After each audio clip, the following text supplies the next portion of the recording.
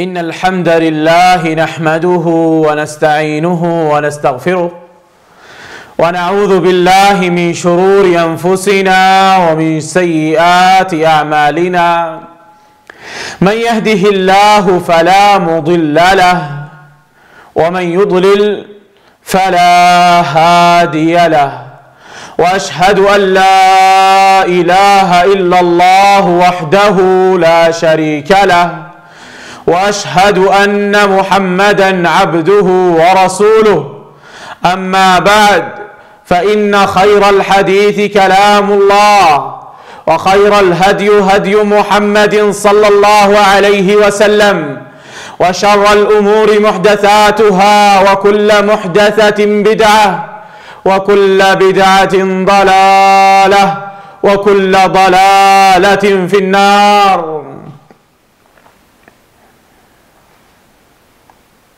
دین اسلام امن و شانتی کا دین ہے، اس لیے ہر وہ کام جس سے فساد برپا ہونے کا شک بھی ہو اس سے منع کر دیا گیا ہے، بلکہ اس کے قریب جانے سے بھی روک دیا گیا ہے۔ امت اسلام شیطان مردود انسان کو ایک دم سے حق کی راہ سے نہیں بھٹکاتا، بلکہ آہستہ آہستہ اس کو باطل کی راہ کی طرف مائل کرتے رہتا ہے، یہاں تک کہ وہ حق کی راہ کو چھوڑ دیتا ہے۔ اسی لیے اللہ سبحانہ و تعالی نے ہمیں شیطان کے قدم بہ قدم چلنے سے منع کیا ہے، اس کے قدموں کی پیروی کرنے سے منع کیا ہے۔ البتہ وہ انسان کو پہلے ایک گناہ میں ملوث کرتا ہے، پھر دوسرے گناہ میں، پھر تیسرے گناہ میں، پھر چوتھے گناہ میں ملوث کرتا ہے، یہاں تک کہ وہ انسان کو گناہوں کی وادی میں پھینک دیتا ہے۔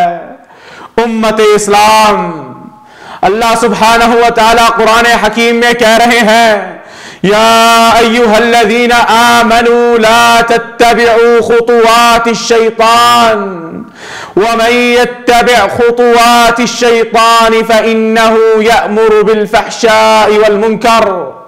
اے ایمان والو، شیطان کے قدم بقدم نہ چلو، اور جو شیطان کے قدموں کی پیروی کرے گا بے شک شیطان اس کو برے کام اور بے حیائی کی دعوت دے گا، بے حیائی کے کاموں کا حکم دے گا۔ امت اسلام کی اکثریت آج کل شیطان کے قدم بقدم چلتی ہوئی نظر آ رہی ہے۔ افسوس ہے، شیطان نے ان کو سب سے پہلے دینی تعلیم سے دور کیا، پھر علماء حق سے دور کیا، پھر علماء سو سے مقرب کر دیا، اور اسی طرح ان کو ایک گمراہی کے بعد دوسری گمراہی میں مبتلا کرتے رہا۔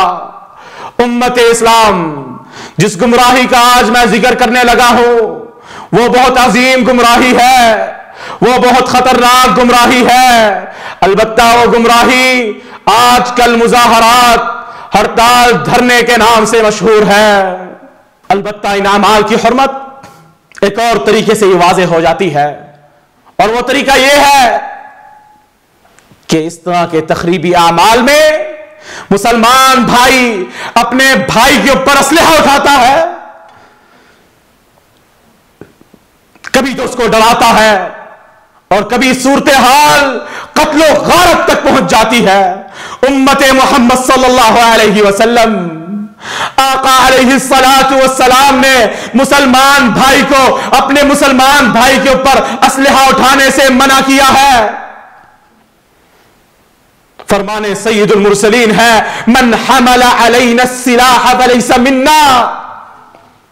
کتنی سخت وعید ہے کہ جس نے کسی مسلمان کے اوپر اسلحہ اٹھایا وہ ہم میں سے نہیں ہے۔ امت اسلام اس لیے ہم کہتے ہیں کہ ان تخریبی اعمال میں شرکت نہ کرو۔ رب محمد کی قسم، یہ اعمال نہ رسول اللہ صلی اللہ علیہ وسلم نے کیے، نہ صحابہ کرام نے کیے، نہ تابعین نے کیے، نہ تبع تابعین نے کیے، نہ سلف صالح نے کیے۔ اور اگر ہم یہ بدعت ایجاد کریں گے، اس طرح کے کام گھڑ گھڑ کر کریں گے، تو رب محمد کی قسم برباد ہو جائیں گے۔ رب سے دعا ہے کہ اللہ سبحانہ و تعالی اس قوم کو ہدایت سے نواز دے۔ امت اسلام، فتنے دل پر پیش ہوتے ہیں، البتہ جو دل ان فتنے کو قبول کر لیتا ہے،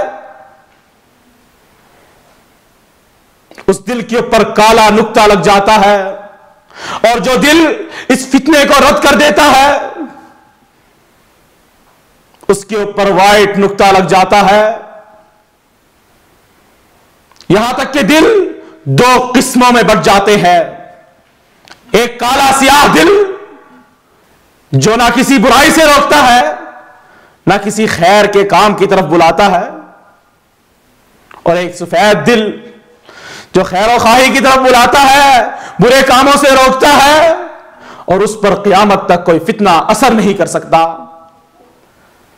عن حذیفہ رضی اللہ عنہ قال قال النبي صلى الله عليه وسلم تعرض الفتن على القلوب كعرض الحصير عودا عودا فأي قلب أشربها نكتت فيه نكتة سوداء وأي قلب أعرضها نكتت فيه نكتة بيضاء حتى تعود القلوب على قلبين، قلب أسود مرباد كالكوز مجخيا لا يعرف معروفا ولا ينكر منكرا إلا إذا أشرب من هواه، وقلب أبيض لا تضره شيء ما دامت السماوات والأرض۔